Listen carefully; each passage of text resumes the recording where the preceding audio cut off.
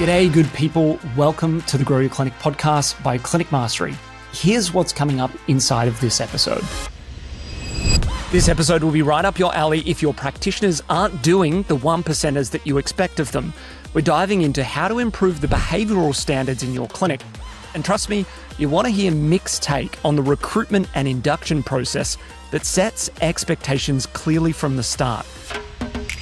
Witnessing our standards and seeing what our team members do on a day-to-day basis, like going to do a talk for a run club. That might seem unusual for some clinics, but it was normal for us. You're running an ad. What does the ad look like? Do you change that up? You can go to iMove Physiotherapy Instagram, and it's got this beautiful photo that we love of our team running across the bridge. So often they're like, if I push too hard, and they resign. I've often seen clinics become more profitable when they lose a team member. If you actually fully embrace this concept, always recruiting, then you should have some optionality. Specifics are the key. So instead of saying great pay or great CPD, what specifically can you speak about?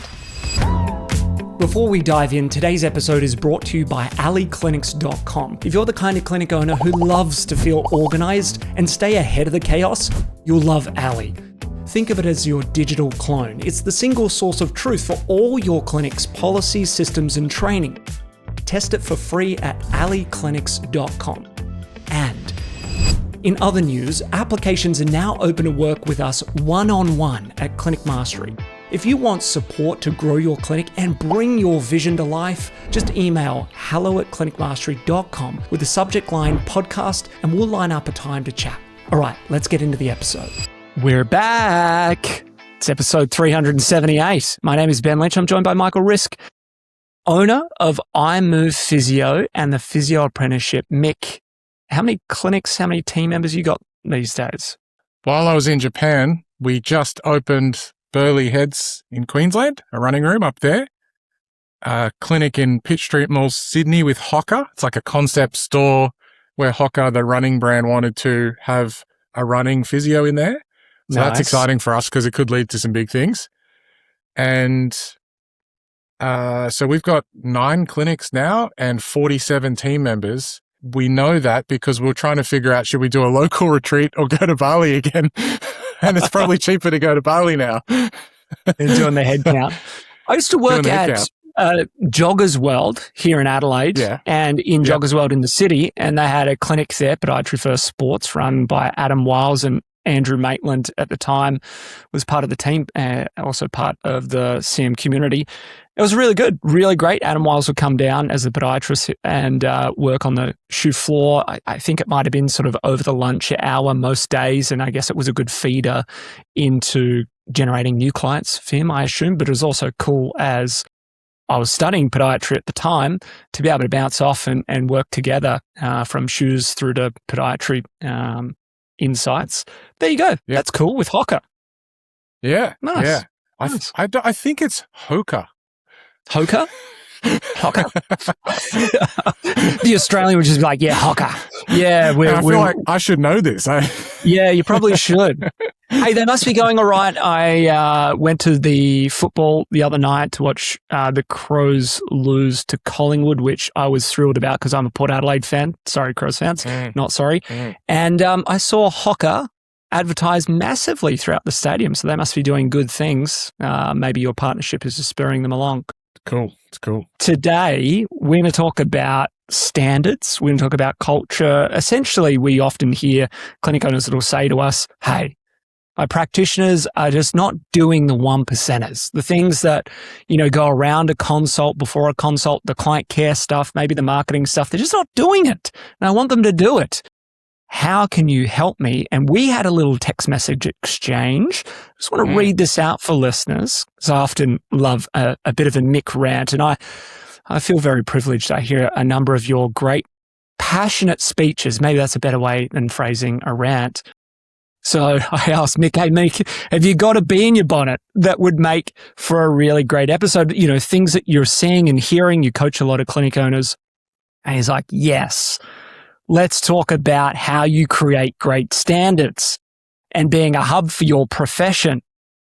Notably, the standards start at the recruitment phase and the induction phase of a new team member's journey. So let's go there. What do you mean by that? Why the recruitment and interview step of a team member's journey? Why do you start there when it comes to standards, and what practically do you mean? Yeah, I hope it's helpful, because I think we've been through periods where we've had team members who just, it doesn't feel like it's working. And then we've had periods where just everything's green lights, everything's humming. And I was reflecting on those harder times and the differences. Yeah. And I think it also comes back to the always recruiting. And when I reflected on the differences between those periods, when we were having lots of grads and lots of physios come to shadow at our clinics, and being that recruitment hub, being a place that others in your profession looked up to, they almost by osmosis would see how the team interacts and how they engage and what they do. And a lot of those people would then 2 or 3 years later interview with us, and they would remember that time and they would recall that. And I realized there was a period in time where we stopped offering that, where we stopped having people come through and witnessing our standards and seeing what our team members do on a day-to-day basis, like going to do a talk for a run club. That might seem unusual for some clinics, but it was normal for us. And when we had people seeing that happen, they got to the interview and it's almost like they were referencing that. They were like, oh, I love how you guys go and do X, Y, Z. But if someone hadn't had that exposure, that would feel quite foreign. So that was the first point, is like people and clinics who are struggling to recruit, I think seeing if you can become that hub where you get professionals coming to your clinic to shadow and see what you do. That's a really interesting distinction on solving a recruitment challenge by actually opening up when maybe you don't have a job available. You're saying, come to our clinic and get an experience for the profession, especially as a undergrad, you're still going through your study. Do you open that up to people who are already in the profession as well, or is it just cut out for university students? Yeah, both. I'll shout out Chris Calabrese from Momentum Physio in Tralalaugan in Victoria. I still don't know how to say that. Apparently there's an extra la in there. Yeah. It's hard to recruit physios and podiatrists. It's even harder if you're rural. And he's committed to this process of going to talk to the unis, doing webinars for the unis and inviting the students in, but also inviting first and second year physios to his clinic to shadow.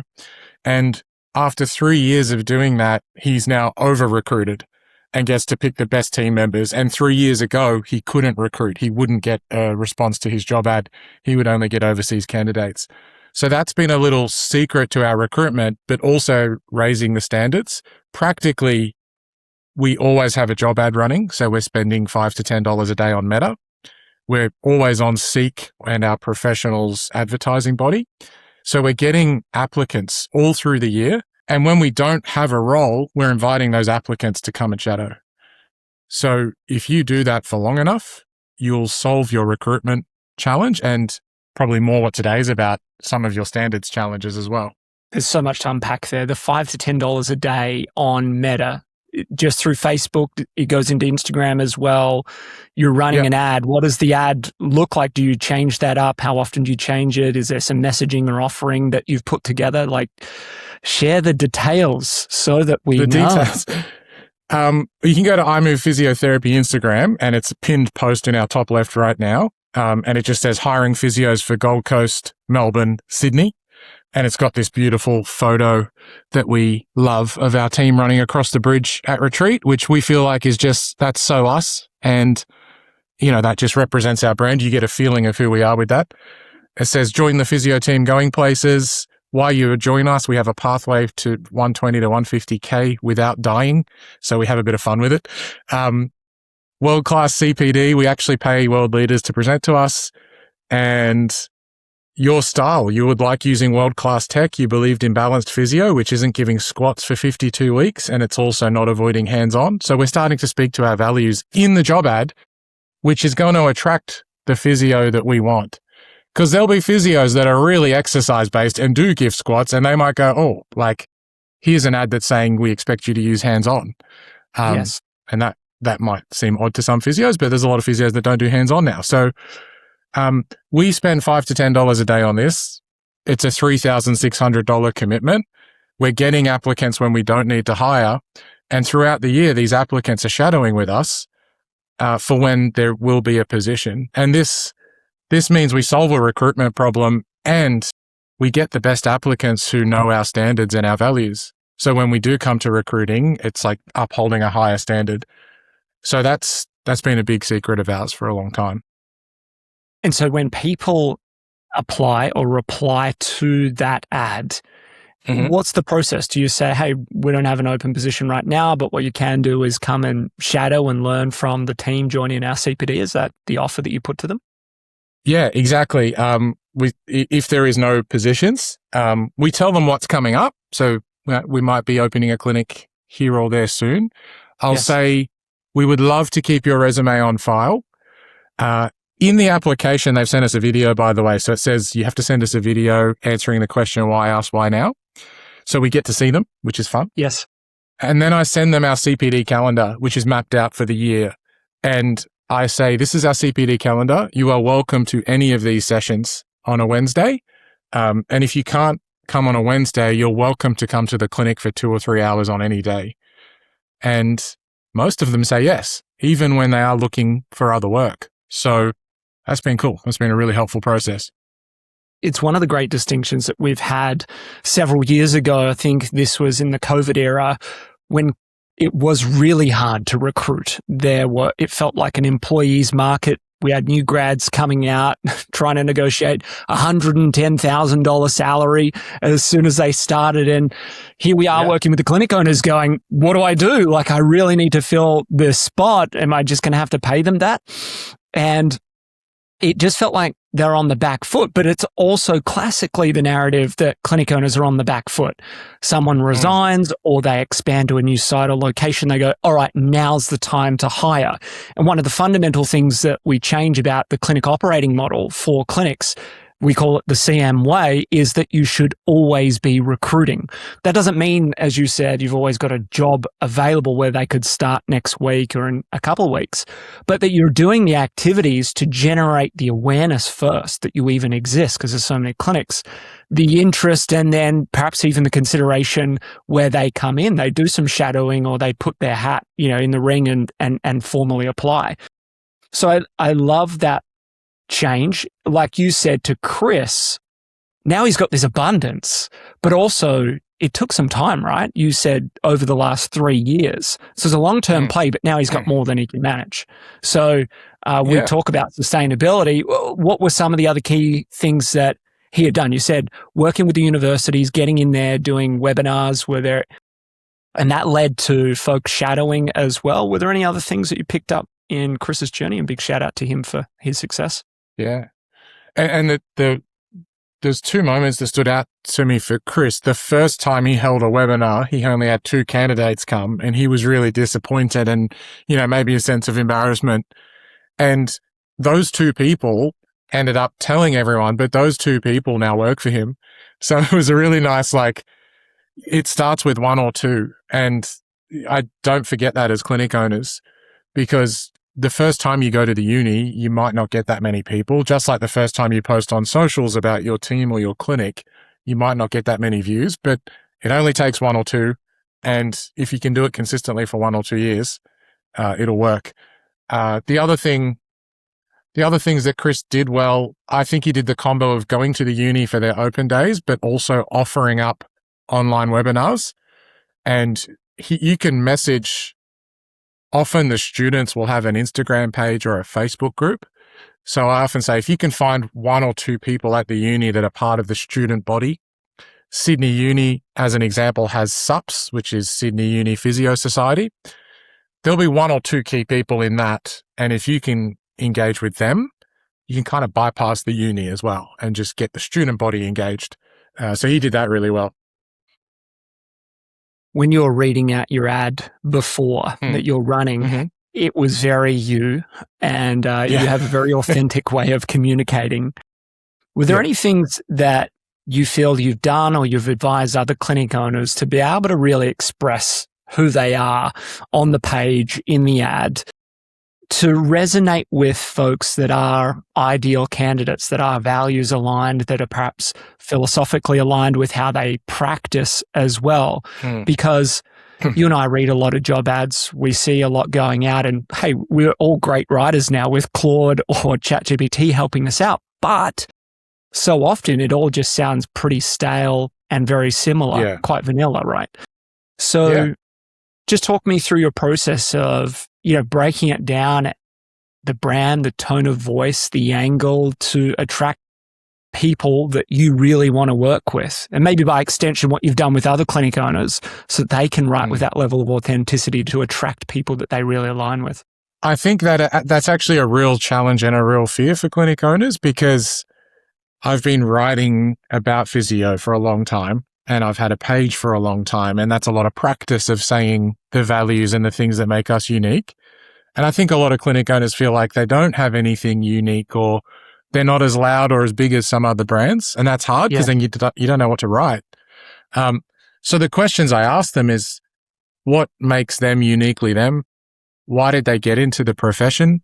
What styles of treatment do they love? Who do they follow?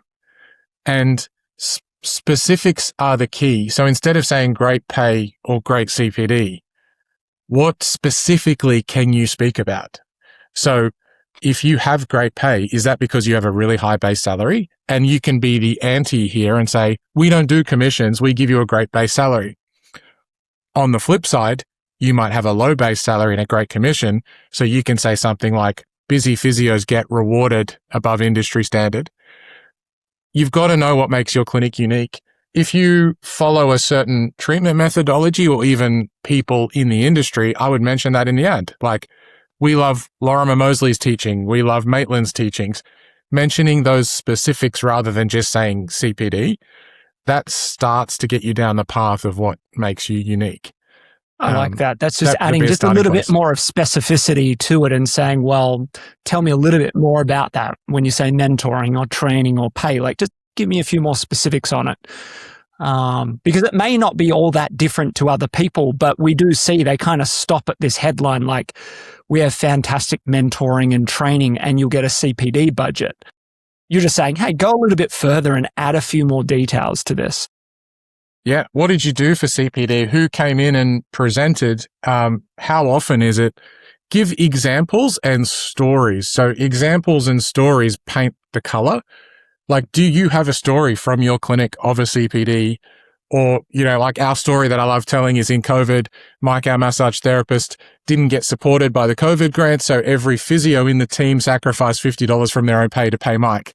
Like that's a huge real story, and it tells you our history. And if that's in a job ad, that's going to really stand out. So try to think of real life examples. One that comes to me as a patient, a chair broke in one of our clinics. The patient fell and cut his head open on the wall. That's the text message I got in the morning. So freaking out. Shit, did we pay our last insurance bill? And the physio cancelled her next two patients, put the patient in the car, drove them to the doctor, made sure the stitches went in, took them to the head scan. That's a story that I would tell in a job ad because it shows like the compassion, the care and empathy of the team members. So as that was happening, I was thinking of the next job ad. The poor bloke just cut his head open. Awesome. And every clinic owner is going to have those stories, right? Even if it's of their own patients, something that happened, something remarkable, or something that happened on the front desk with the reception team. They're going to be able to pick up a story there and be able to use that and just show the human side of things. Otherwise, it just reads very boringly and is very standardized. So I want to get to, in a moment, turning around existing team. This is all well and good. I am on the same page with you here about starting at the recruitment process as to who you bring on the bus is perhaps the most important decision that you make for your future culture. And we've talked about culture at length here, especially with Sarah from the People Plugin, and I love her distinction of it's just standards. Like, what are the standards you're willing to accept? Not what's on the wall, but what do you just accept? And that's standards of clinical notes, standards of appearance, standards of how they treat one another, just your standards. And that just makes it a little more tangible for me rather than the fluffy stuff, but the good stuff of retreats and, all the cool things of that culture can be associated with. So I want to get to turning around some of the existing team members. But let's stick with, for the moment, you're bringing on new team members. We've got this philosophy of always recruiting and sort of this pipeline of future talent that we're staying connected with, that we're getting engaged in the clinic even before they start by shadowing and being part of CPD. Just talk me through parts of the interview process, the screening process, where standards come up. You said to me, hey, sometimes these team members that have shadowed with us are coming to us and saying, I remember when we did, the collab with the running group, and they're bringing that up. That's awesome. But are there things that are part of your process that you control, that you ask, that you screen for in interviewing or just in the screening process when deciding on who's the next best person to join your team? Yeah, I think we have a 3 or 4 part interview process that we try and stick to. The first one is effectively coffee or pub catch up at Zoom and see how they interact and see how they engage. We've been getting better at screening for language. We actually made our last hire based on I language versus we language. It was a really hard decision. The person Just that expand we said, on that. Let's double click. The person we said no to was ticked every box that you'd want in a young, active, experienced physio running background, running clinic, and we're a running clinic. Just every box was ticked. But we just picked up there was a little bit of I language. So I did this, I didn't like that about my last clinic, I've built this list. And the other candidate who had come to CPDs and rucks where we closed for the afternoon and hung out with the team, it was the 3rd time she applied for us. And she was using we language. When we're in a team where people are doing the right things, we can build something special. And it's just huge contrast. And that we actually both candidates met the team and the team actually picked the other candidate. And that's actually never happened before. So I actually went and met with my team and I said, hey, I've got this person just ahead. You guys have this person just ahead. Can I just share with you what I picked up on with language? Because they weren't across that. And maybe she only did it with me. So I actually went against the team for probably the first time in a long time. And this team member has been absolutely outstanding. And I was so happy because I was worried. I was really worried that the team wanted the other person. But we language, and I think that's part of the Hungry, Humble, Smart rubrics that BID has shared with us when you're hiring. So looking for that language. So once you get into induction, so they've joined the team and now we're inducting them, we're onboarding them. Talk us through the process there for you introducing, reinforcing some of the standards that you have. I think, again, I'm only sharing this because we went through, a period of non-ideal team members and team members who found it hard to keep the standards. And just before that, everything seemed fine. So I really reflected on it. And I think it was the quality of the induction. And this probably happened when I moved away from the clinics as well. So it was a big realization that induction is a huge piece. I felt like if I wasn't investing 3 to 4 hours in induction, that's what led to the non-ideal outcome. And that became hard because I moved states. So we went right back to beefing up the induction with a hands-on component that would happen with a senior physio in the clinic. That was 2 to 3 hours a week of hands-on component and treatment mapping and how we treat certain conditions the iMove way. And I was doing an online induction which focused on our culture, our values, our story, and our standards. And that's what my online induction is with them, where I just meet with them on Zoom. And I don't think it's till we beefed both of those up that we kind of regained the standards and where we were, I would say 4 or 5 years ago. So talk to me then. Talk to me about the standards piece that you speak to those team members about. What are you actually covering? In our induction, there's 3 columns. There's the clinical, which is what they're going to do in the hands-on session, covers treatment mapping, clinical stuff. The middle column are the leadership and mindset videos that we've loved over time. And I asked them to watch one of those and pop their key reflections down and what they think they're great at and potentially what they need to work on. So that's full of videos like Simon Sinek and Robin Sharma and Brené Brown. So we're introducing them to the stories and the videos that our culture has watched over time. I think that's a really valuable piece. Absolutely. And just to pause you there for a moment, we've often been asked this question. And so members listening in, send me an email or Slack me, ben@clinicmastery.com, or Slack me. We've created a list of all of those videos segmented by like leadership, confidence, client experience, etc., TED Talks, YouTube's books, etc. And we've just compiled a massive list of those because we often get asked for them. So hit me up for that. So you've got clinical side of things as a column, a stream, if you would, a stream of development. Then you've got like leadership and mindset as a stream. And then there's a third one. What's the third one? That's standards and 1%ers. Yeah. And just, like what does that include? Week 1 is we have 6 key time blocks. And we were talking about Ali earlier. So it will say time block number 1, patients with that upcoming appointment, a hyperlink. They click on that hyperlink and it opens up Ali where the video of how to do that lives. So there's a Loom video of a team member sending a patient with that upcoming text to a patient and where the template lives. And off of the Loom video, there's also a document, a SOP, which Loom produces for you now. So very clear, they can see exactly how to do it. And we expect that time block to appear in their diary. So we set our 6 key time blocks. One is social media. One is following up brand new patients from the day before. One's patients with that upcoming. There's 2 or 3 others which aren't coming to mind. But that's week 1 is like, these are the 6 things that we believe makes great therapists. And we're allowing 6 half an hour or 3 hours of your week to be dedicated to that. So you have 35 clinical hours open and 3 hours for the clinic admin. And we monitor for that through Induction. So I expect to see those in there after week 1 of Induction. Yep. Do you feel that there's a way you communicate the 1%er piece that's been integral to people actually following through and getting them done? No, but I think I got soft on leadership and I noticed a period where they weren't quite doing the things I was asking in Induction, and that was an early warning sign to me. And it was poor leadership of kind of letting that go. And yes, it's overwhelming when you start.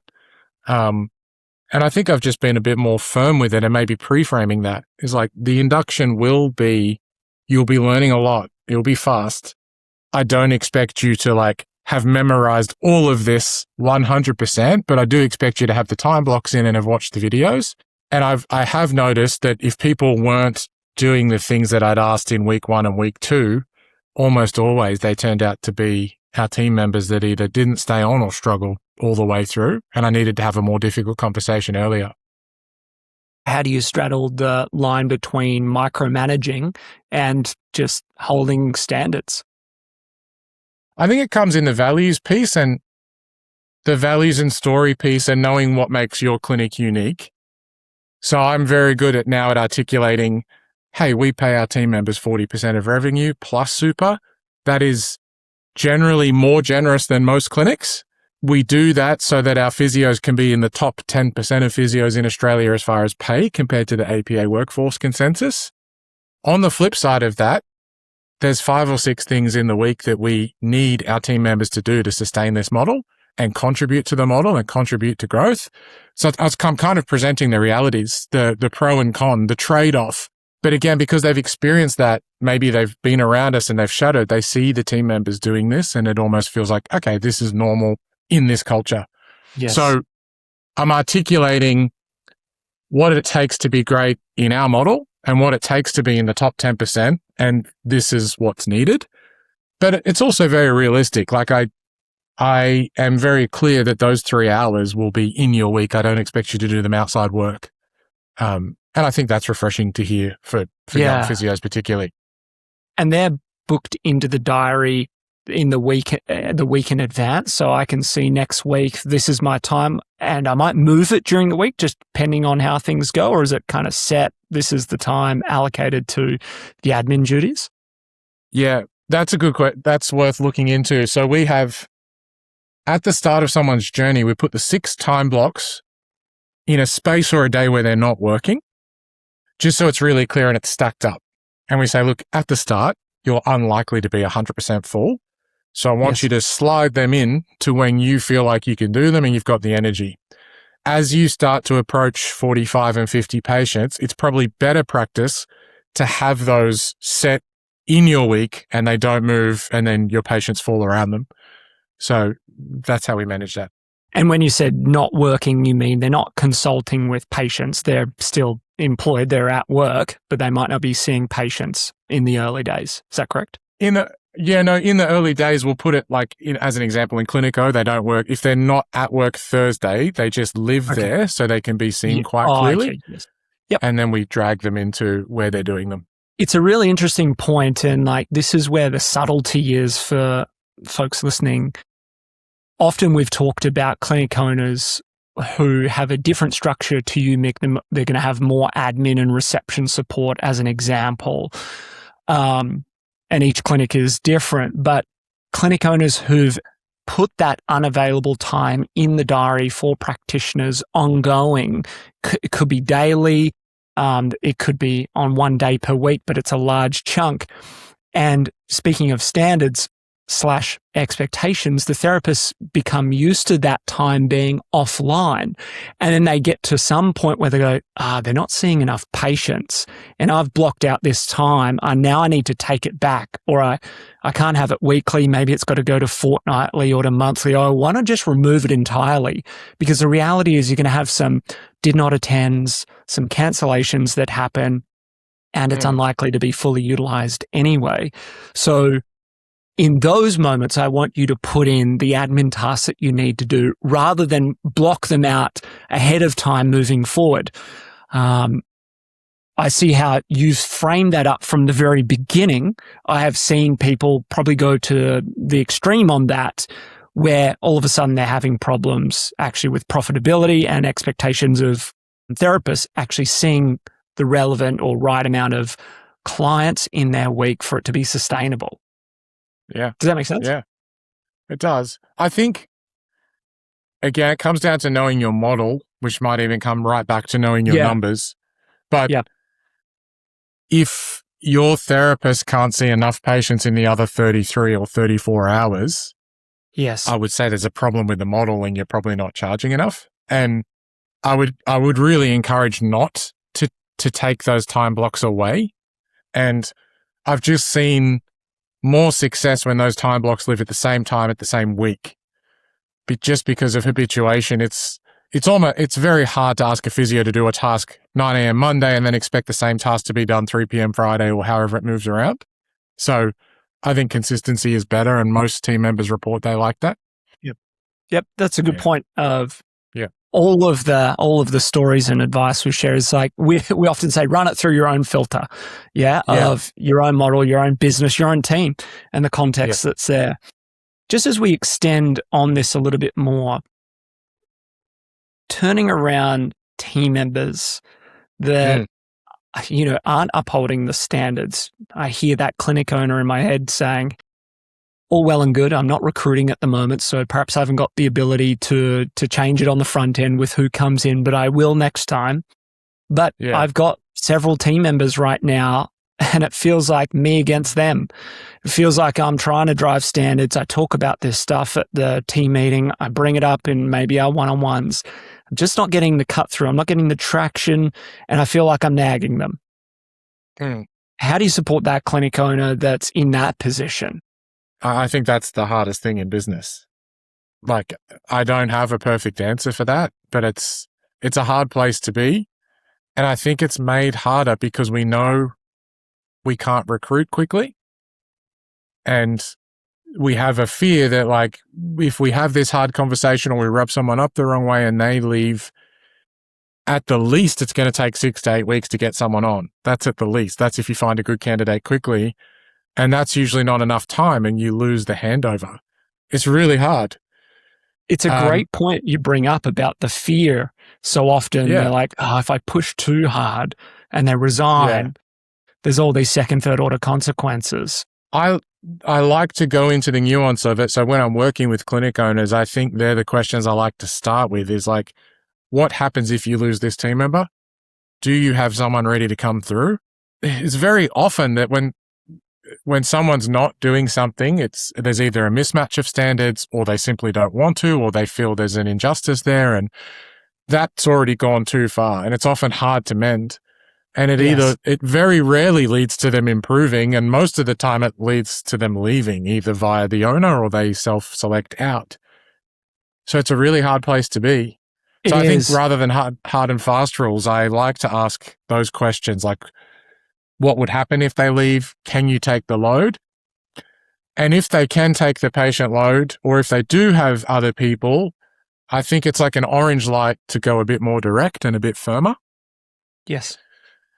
But if you're just starting out and it means losing your first team member and you've got no one else to see 40 to 50 patients a week, I do think you have to be a bit more gentle with it, which is probably not the best leadership answer, but it's a real reality of what would happen. It's a great point. I like your lens on the great, I think, a TED Talk by Tim Ferriss, who wrote the 4-Hour Work Week. Maybe you had shared this a few years back. You know, the fear setting session that he did instead of goal setting, sort of the opposite of like invert it, of like, okay, let's look at what could go wrong here and let's actually just spell it out. Because so often it just lives in your head and you kind of overthink it perhaps, or you're scared of the boogeyman. It's like, hold on, it's not that bad. If someone resigned, okay, what are 2 or 3 things we'd do? It might mean you jump back on the tools and you're consulting more, or you would, allocate more hours to that part-timer. Okay, now all of a sudden we feel like we've got some optionality, which is often what helps you navigate what feels like a bit of a rock and a hard place sort of position. The other thing that you jogged for me was the lead by example. So often when I've heard a clinic owner say this to me in a consulting context, typically, I would say they're a little bit distant from the day-to-day, meaning that perhaps not even present within the clinic. And it's just something that they're picking up on when they do drop into the clinic once a week, as an example. And so my first thought is, hey, there might be a season or a period where you just need to be boots on the ground. And you just need to be there, setting the standards, setting the vibe, and being there to support the team through the course of their day. And then if you are absolutely unable to do that, one of the things that I've often used as a bit of a heuristic is there a culture champion? Obviously, to your point, if you're one therapist plus one, you may be in a trickier position. But if you've got a bigger team, what I'm often looking for is who's someone on the team, the best, maybe of the worst if you're really stuck, but like, who's the next best person to carry the culture, who's maybe more receptive to change, who would understand it if you spent the time talking through it with them, that could help you sort of create their standards level up day to day by just, showing up a little bit differently, or it's not all coming from, quote, mum and dad. And that might be a receptionist, that might be a practice manager, it could be a senior therapist, but I'd often look for and have asked clinic owners, is there someone in the clinic that we could kind of be a disciple of some of these changes here and help us roll them out or revisit them? I think they're kind of 3 things, really practical, as you said, the fear setting, the lead by example, and the culture champion, to be able to help catalyze some of these changes. And probably one of the notes that I think we've been alluding to here is that so often these things take time. Like, there isn't often a silver bullet, unless it is quite literally, and sometimes this is the case, by removing a cancerous team member, by having them move out of the team, you actually see all these other team members lift and rise up. So that could be a potential option depending on the context of your clinic. It's always best to get some HR advice on how you manage those things. Just reach out to me, Ben at clinicmastery.com, and I'll connect you with the team at the People Plugin. Is there anything else there that's sort of coming to the surface for you, Mick, when it comes to turning around tricky teams or team members on the standards piece? No, I like what you brought up. I've often seen clinics become more profitable when they lose a team member because of the other adjustments. They might have to ask another team member to do 10 hours more. The owner has to step in.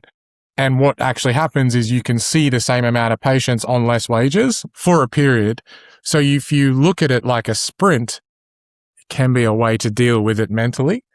The other antidote is going back to the always recruiting. By always recruiting, you'll have less fear because you will have applicants, and that can take away a bit of the fear. If you have no applicants, that's a dark place to be, and losing someone. And then what came up for me was guilt.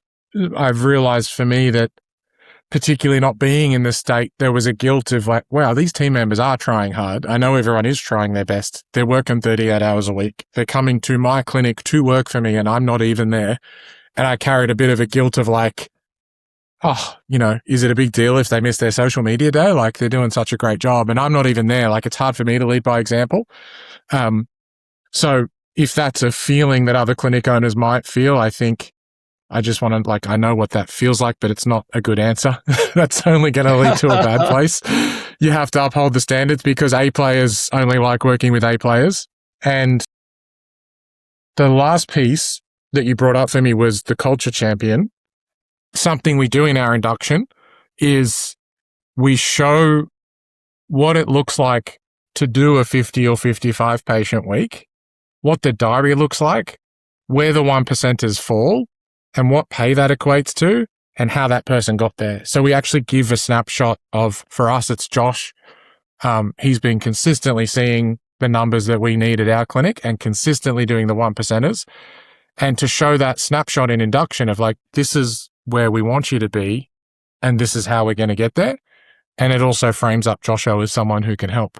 So yeah, that was a nice insight you brought. The know your numbers piece was key there in terms of the scenarios and the optionality. You said it really well, like actually having a team member move on, you might be fearful of for a number of reasons, but actually it ends up being better for you financially as a clinic. Also provides some opportunities for other team members to step up, potentially earn more depending on how you pay them by working with more clients. And that's where it's coming back to that regular rhythm of how well do you know your numbers and how well are you scenario planning. We use a tool called the rolling break-even developed here at CM to help you know those answers very quickly and easily. So members who are tuning in, if you're considering any of these options, make sure you got the most recent version of the rolling break-even, head into the portal there, grab your copy and make sure you've got all the current stats to help you work through these decisions. It becomes very clear, very quick. And I love that sort of meta point of this whole conversation, Mick, of, hey, if you're faced with turning around the existing team members and it's a bit of a challenge, well, if you actually fully embrace this concept, this principle of always recruiting, then you should have some optionality into the future of going, I don't fear so much, perhaps if this, non-ideal team member that I've supported to try and turn around actually moves on and finds another place, another opportunity, because I've got a pipeline, I've got a database of folks that have put their hand up and said, I'd be keen to work as part of your clinic. Feels like the sort of meta note to put a bow on this episode.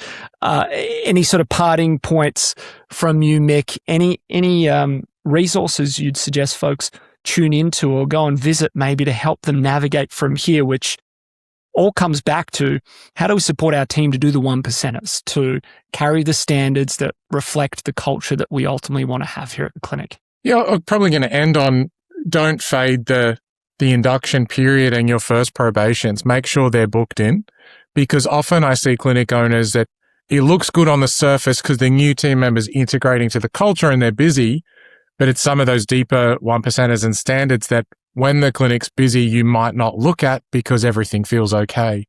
So maybe the action from this is review the induction, review the always recruiting principle, but make sure we're looking at those standards at 12 weeks, at 3 months, at 6 months, because that's the time to get it right. And that was definitely the contrast, the period we went through where we didn't have the team members hitting the standards and me moving away versus the focus we've had now on those standards and actually meeting about them at the 3 and 6 month mark. So that's, I'd hope every clinic owner reviews that. Nice way to end. Well, folks tuning in, you can head over to clinicmastery.com/podcast for all the show notes for this episode and past episodes as well. And just an encouragement again for members tuning in to get all of the detailed content and systems, the calculators, all inside the learning portal that take you much deeper on this topic and give you everything you need to plug and play into your business. We'll catch you on another episode very soon. Thank you. Bye-bye.